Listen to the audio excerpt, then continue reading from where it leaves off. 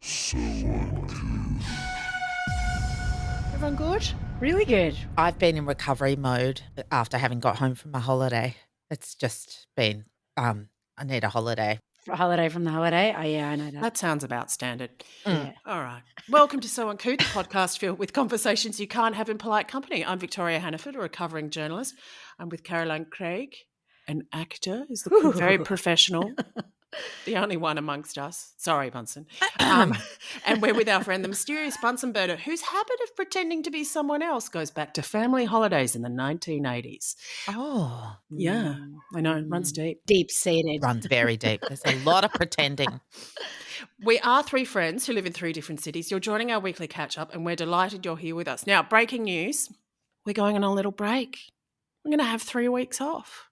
I don't know how I feel about this because I'm scared that if we drop the ball, we won't pick it back up again. But that's like a break up. That's as long as my breakups ever lasted. 3 weeks. Like, that's it. I'm never seeing you again. I hate you.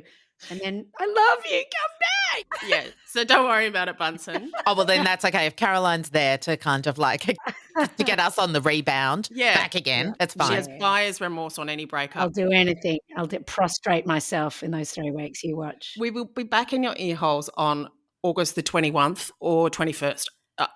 Whichever way. 21.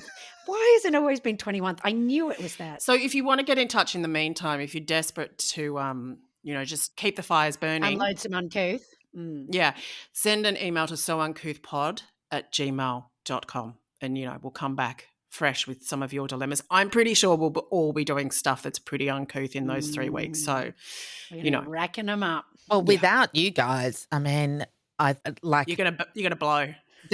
I'm rudderless. Now, Bunsen, you made a promise to the Couth last week. You made a promise to the Couth and to us, and you also had a caveat with that promise that you were going to put something out there, and you may or may not come good on it. The promise was to share a news story and add an astrological lens, a la Channel 7's edition of Astrotash to their 7 p.m. nightly bulletin. So if they can do it, we can do it. Astro bunts. Well, what have you got for us? I don't know if this is how Channel 7 are planning on adding astrology into their investigative journalism arsenal, but that's what I'm doing. You're taking it to the next level. I think you're an innovator, so let's go. What have you got? Weaponry. So I'm looking at a story that's happened pretty recently and working out where astrology could have helped both the individuals involved and also journalists who are following the story. Okay? This sounds pretty serious. Oh, yeah. Listen, it's taken a lot of work. Investigative. This is going in deep. What's going to happen in 3 weeks' time? Oh, my God. I've actually done 20 minutes preparation. Okay? Yeah. Wow. That's got to break a record.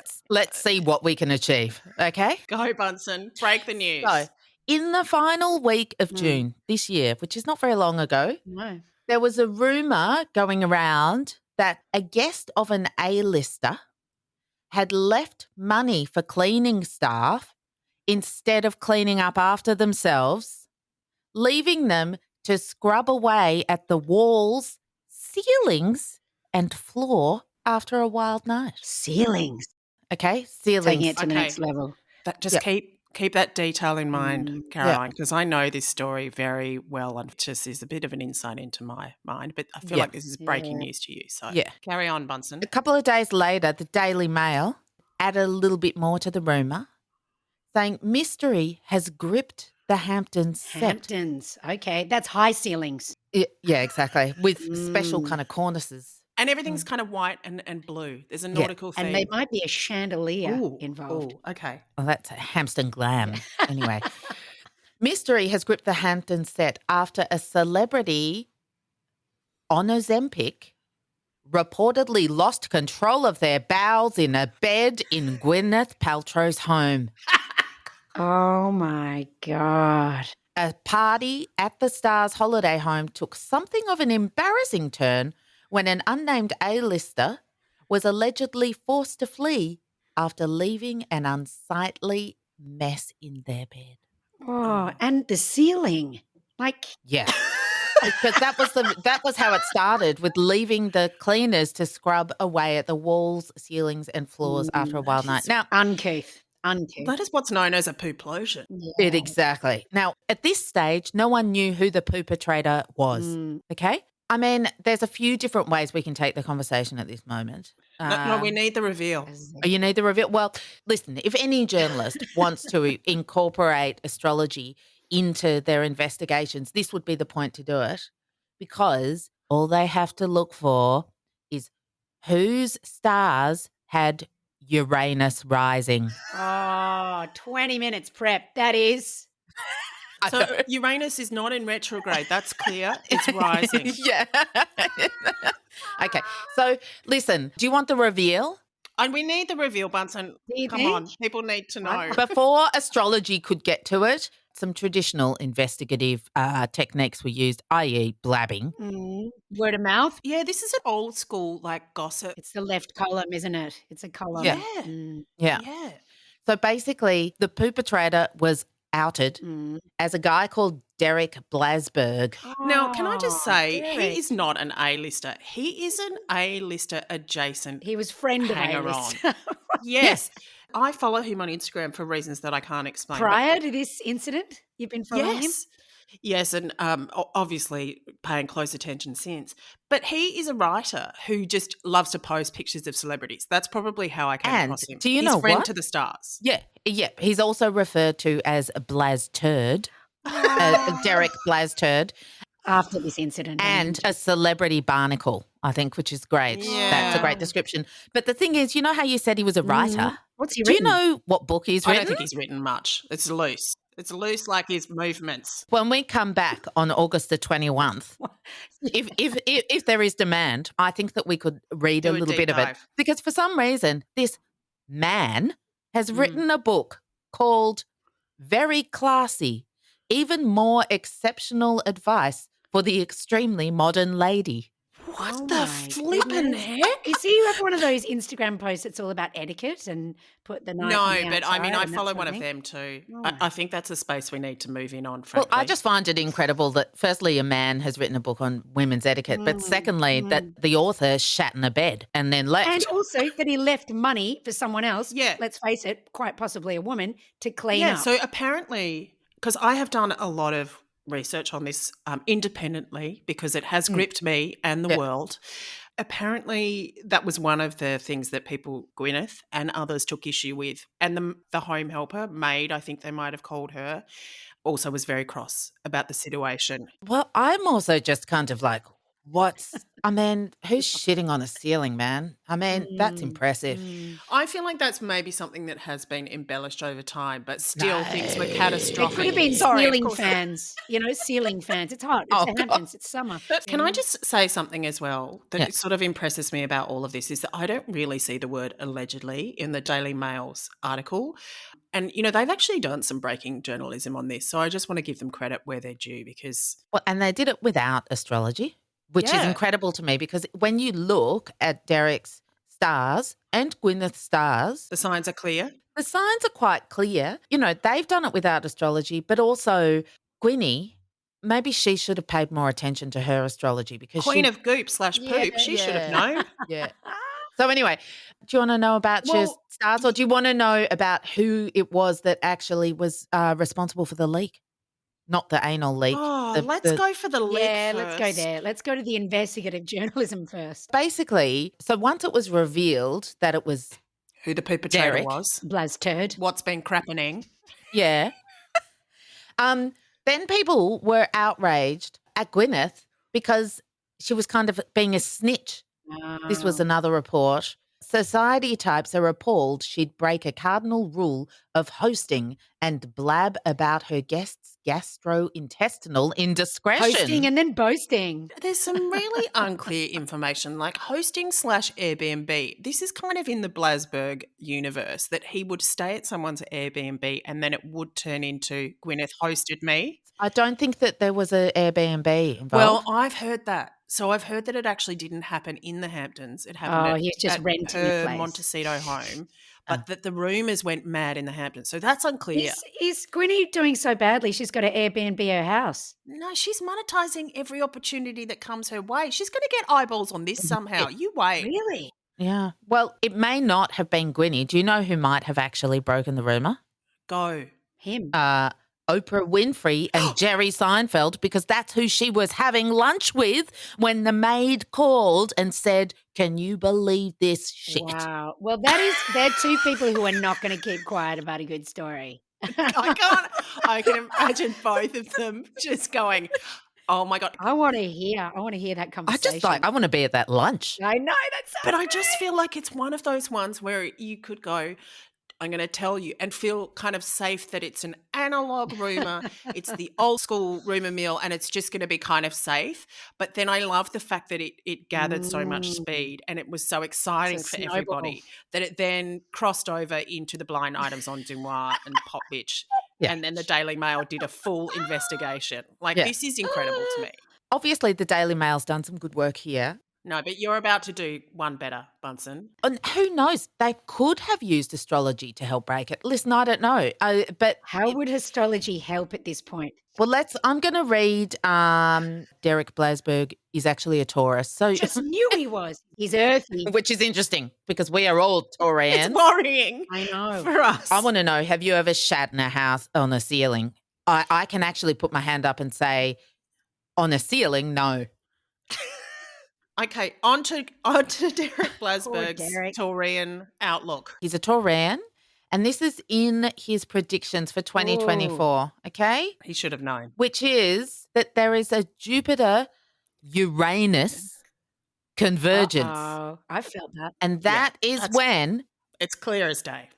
this is when you can start to feel the shift. Oh. The tide is beginning Even to Take out turn. the F there. At what time? Which point in the year? Well, that was in April. He could have, it's Oh. because it's a year of transformational change. April's powerful Jupiter-Uranus, your anus convergence. No, we got that, Bunsen. That's clear. Okay. Thank you for spelling it out. Can you say it again? Because I wasn't quite sure. Let me get the sentence out, dude.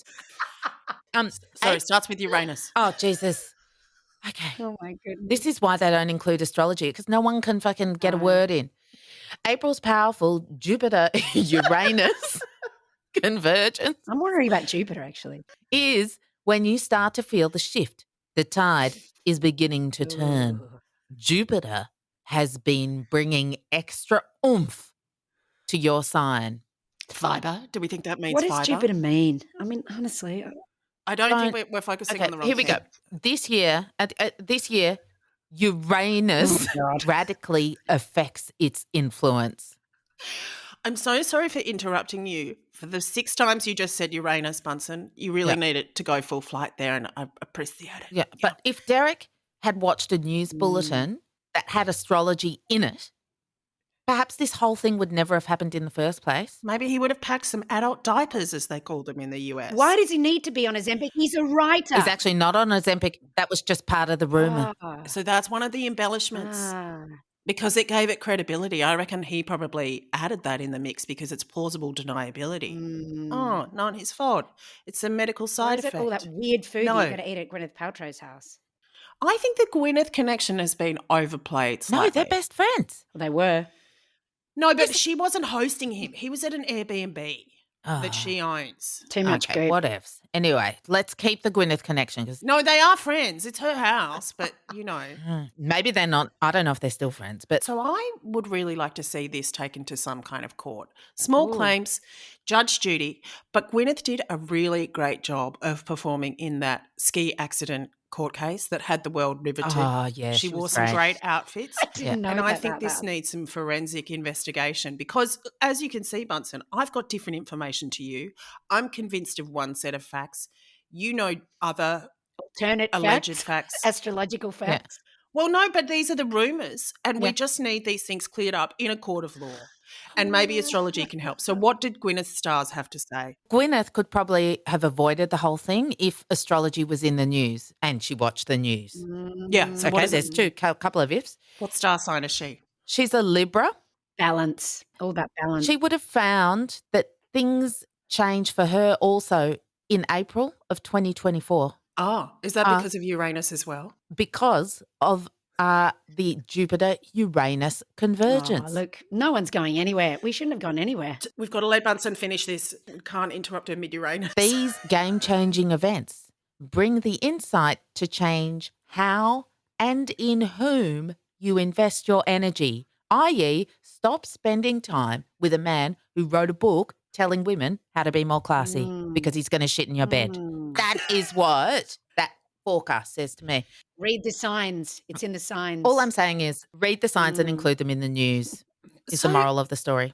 Do you know what I think? There's another lesson here that actually, as always, is very relevant to us.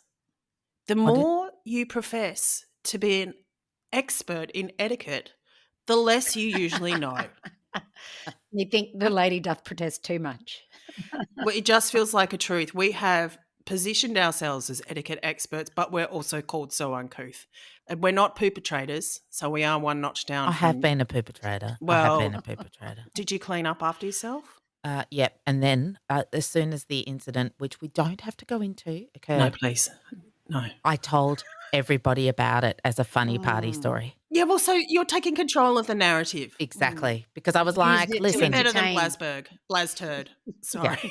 I hope he writes a book about it. I mean, this could be great material for him. I am really interested to see how he can pivot on the head of this particular turd. But I think that the real crux of what he did was not clean up after himself and not fess up.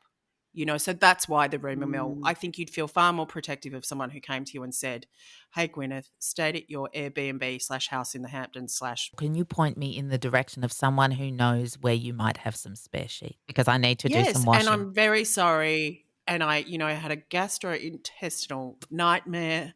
And let's just keep this between friends. I'll give the maid a massive tip. You know? And I ate too much kale at your house. Yeah. You didn't massage the kale enough. And it was extremely rough on my interior.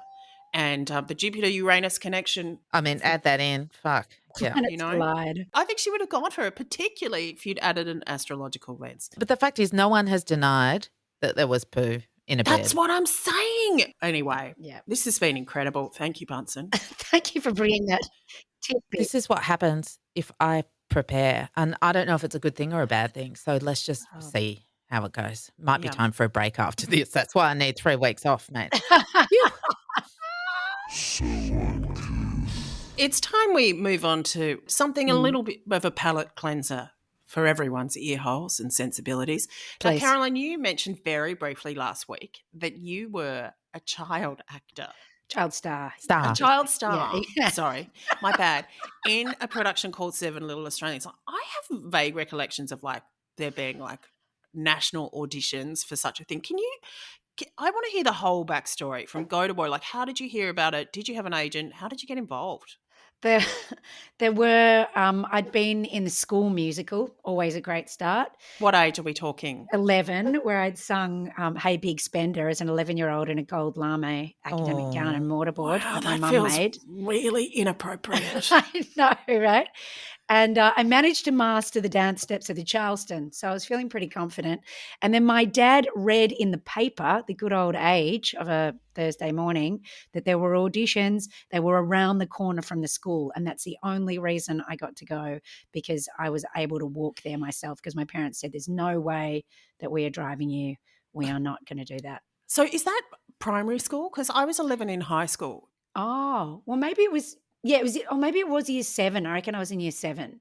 So I was in the grade 6 musical, and then this was year 7, right? And so what did you sing for your audition? Did you do Hey Big Spender? I sang these are a few of my favourite things. Oh. Jenny Cook, my music teacher, helped me. I was very nervous and got in, and I was very excited, but I was also a little surprised when I got there, because I wasn't part of the A cast, I was the B cast. Oh, how but rude. Maybe that actually wasn't decided at the time. We were all just part of a mix, but we knew that kids weren't able to perform every night, right, legally. Oh, got in it. 1988, the year of the bicentenary, when this musical, directed by John O'May, was and starring Elise Platt. That's right, of Sail of the Century. fame. Is that right? No, she was in Sons and Daughters and Neighbours. Maybe she was Sale of the Century Yeah, too. I think she was on Sailor Century as well. Multi-talented. And Wheel of Fortune. No, she was on Sailor Century. Sale. And I got there, and there were some other parents who were a lot more supportive, i.e. they were even wearing the same tracksuits as their kids. Wow. So they were all wearing matching satin tracksuits. That's so Mean Girls stage mom. Yeah, it was next level. And my mum was like, if you want to go, you have to get the tram. I'm not driving. I thought she said, if you want to go, you have to get the tracksuit yourself. Yeah, exactly. I was like, Mum, the mums are there. They're all there. They're helping. She's like, I'm not doing that. That's wrong. And so I had to go and do it myself. So I'm blaming yet again my parents for the fact that I never, ever got these dance steps right. Like I'd mastered the Charleston. That's the last dance I've ever mastered in my days. And then as the show progressed, it was at the Comedy Theatre, they had to take me aside and do remedial dancing with the choreographer in the foyer of the Comedy Theatre. And I was there just the other night to see the opening of Who's Afraid of Virginia Woolf. And as I passed that very, very worn piece of carpet in the foyer, I remembered. Did you have slight PTSD? It was psychogeography. I was having it was triggering. Can you do the steps now? Where the boys from? Yarrahappini. No, I never could get that. I was always on that. It was syncopated, man. What the hell? And to this day, I will never forget it. And I think I've always been doing those dance steps. I've got some questions for you. Stop. Like, did you get a union ticket? What is that? What was it called back in the day? Oh, yeah, MEAA. So now I've been a member of MEAA since 1988. I have a gold card, you guys. What does that entitle you to? Paid up and proud, not a lot, but I'm paid up and proud. I'm a proud member of the union. It entitles me to various online workshops and lots of wonderful rights and dinner breaks and pay conditions that are constantly being eroded. But I know that someone is fighting for me. And since 1988, I can say that I'm proud. I've got a card. Sometimes I get in cheap at the movies. Oh, good. If I remember the card. And so how many kids were there in the cast? Like if you're rotating? 7? Well, there were 7 little Australians, which meant. But were they all little? No, because the two Because I elders. remember the story is kind of like there's some teens and then there's tweens and then there's some littlies. That's right. It's a country family. There's 7 kids. It's classic. Like the dad's. It's a little bit Sound of Music, really. The dad's lost his wife. He gets a new wife, and everything goes a bit off the rails, right? Elise Platt. So many second wives in all this biz. It is, and it's all the stepmother, the evil stepmother. Is the second wife like the same age as the kids? Pretty much, yeah. And she's very, very beautiful. Gross. She was the governess. And then there was Jo. Jo is the lead role, and she goes a bit crazy. She sort of slips into Picnic and Hanging Rock territory, and we're all in, the Sound of Music. I got a solo. I got to go on a swing on stage. That was quite fun. Didn't fuck that up. And I kept my wig on. That never fell off.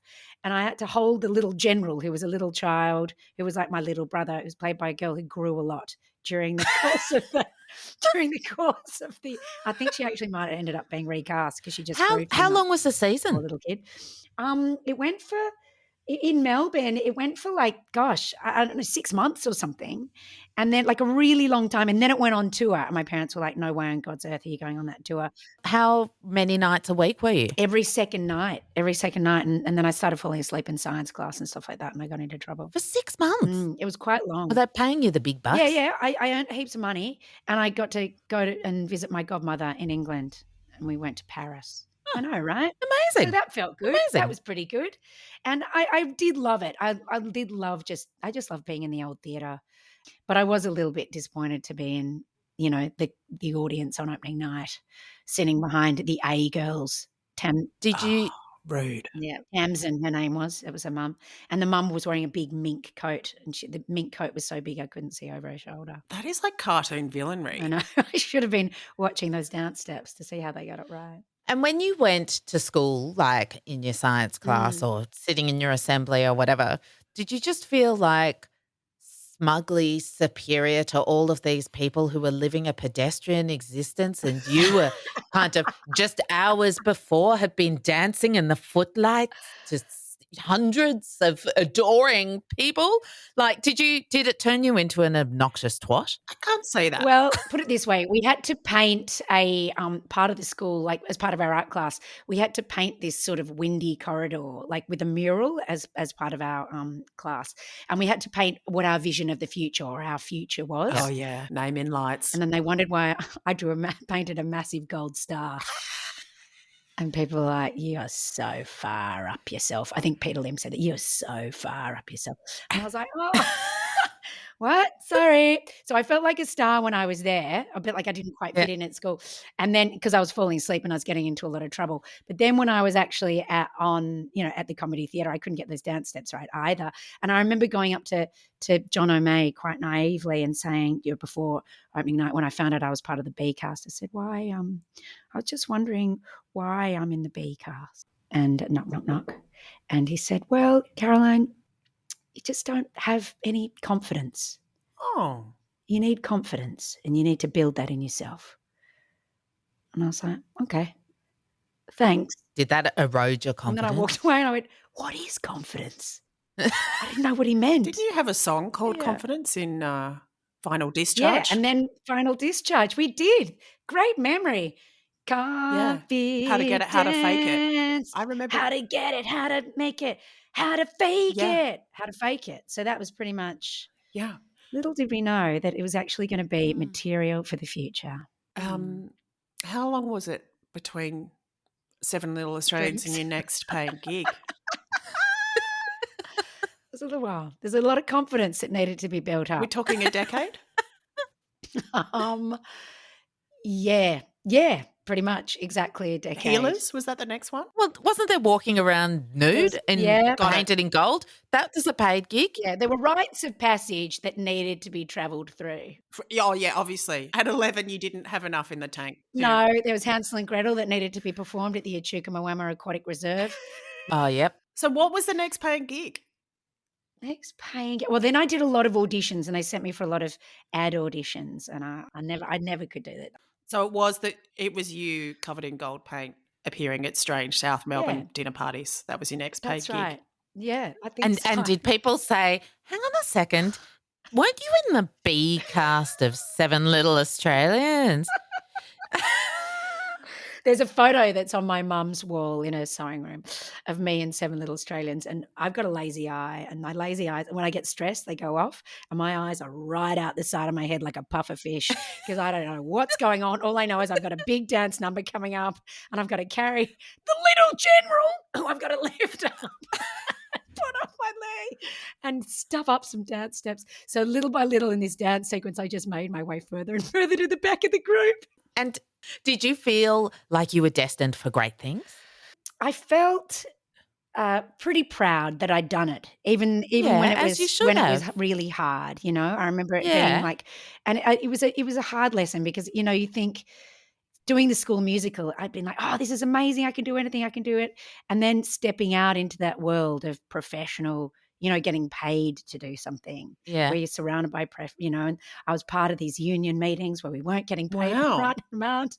It was a big wake up. And I think I was very excited to be a part of it. Yeah, I thought of course that is something I could do that. I just love being in the theatre, just being in the dark, the worn and out in the carpet world with all of the adults who were going, oh yeah, you can live a slightly precarious and strange existence from one musical to the next. Yeah, you can do that. Welcome. Yeah. Welcome. Any big names in that cast? Elise Platt, mate. No, Bevan Adenshaw was in it. Bevan from Talent Time. Talent Time. I mean, no wonder I didn't have much confidence because Tamsin she was a little bit older than me and she was a bit more, she'd hit puberty, right? And I hadn't hit puberty. And so she was already wearing these amazing outfits. She was flirting a bit with Bevan. I didn't stand a chance, you guys. There were dance steps that I didn't know, and sort of almost a little bit didn't want to know. Metaphorically speaking. Yeah, exactly. Yeah, got it. Oh, thanks. Sorry, Bunsen. I think if we're not talking about Uranus, sometimes the messages take a bit longer to get through to you, so I'm happy to act as a translator there. My astrological signs had a lot of paths to travel. It's now time for our So Uncouth of the Week. Great. My kids will be greatly relieved because they're always in the car going, "What's Uncouth of the week? Hurry up." Well, look, we're coming to you shortly after a global tech meltdown. Uh-oh. Flights were cancelled, banks were down, computers across the world were showing the blue screen of death. One thing we don't know is whether or not Bunsen had a role to play. That's due to her mysterious identity. May or may not have been involved. Hacking windows. But you know what didn't go down? And this is my one woman plea. LinkedIn. I want it to go down permanently. It is the worst of the internet, and someone could have taken the opportunity during this global world outage. There would have been plausible deniability. They could have just pulled the plug on it and said, sorry, it's broken forever, and walked away. And they would have done us all a massive favour. What do you hate about it so much? It's because Vic is in 19 searches this week and she doesn't know who. And she's got to pay extra to get to find out who's searching I've for her. tried to hide myself from LinkedIn as much as possible while still maintaining a creepy anonymous presence on it, just because I feel like it's almost compulsory.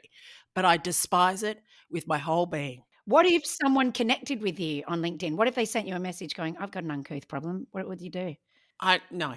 It's No, not the forum. not a DM. I don't like it. The reason I dislike it is because it's just a place of professional humble bragging, masters, what people call some personal news. It's not personal news, it's professional news. And if it was worth saying, you would have put it on a proper platform like Instagram or TikTok. It is a shithole. I can't stand it.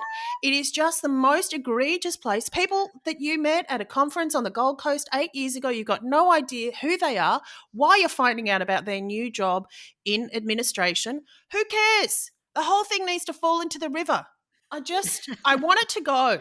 Well, maybe in that case, Victoria, I did not know that you had such strong feelings. I've got strong feelings. He wants Uranus and Jupiter to smash over it, I reckon. Yeah, I think basically I want to know what LinkedIn's star sign is. Because oh my God. that's actually going to really help. It'll probably be the day it was launched on the fucking whatever. Okay. Leo rising. Yeah. I've just got so many gripes against it. One, the premium platform charges $39.99 a month. What do you get for that? Who knows? I don't know. But you're not getting like what you get on Disney Plus. It's revolting.